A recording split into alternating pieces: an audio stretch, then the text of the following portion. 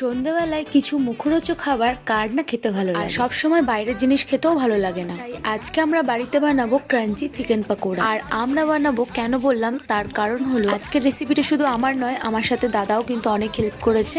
তো চলো তোমাদের সাথেও শেয়ার করি। প্রথমেই নিজের পরিমাণ মতন কিছু সলিড মাংস পিস নিয়ে নেব।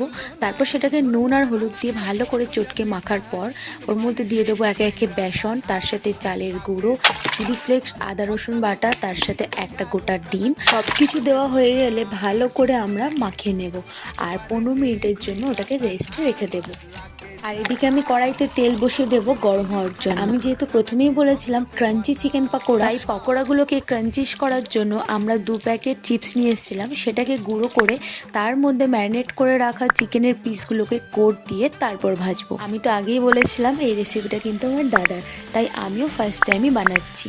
তারপর এভাবেই কড়াইতে যতগুলো পিস ধরবে দিয়ে দেব। তারপর উল্টে পাল্টে ভালো করে লাল লাল করে পকোড়াগুলোকে ভেজে নেব। ব্যাস লাল লাল করে ভাজা হয়ে গেলেই আমাদের রেডি গরম গরম ক্রাঞ্চি চিকেন পকোড়া। তারপর একটা প্লেটে গরম গরম সার্ভ করে নেব। আর তার সাথে কিছু দিয়েছিলাম পেঁয়াজ কুচি আর টমেটো সস। আর বিশ্বাস করো এটা খেতে জাস্ট অসাধারণ হয়েছিল।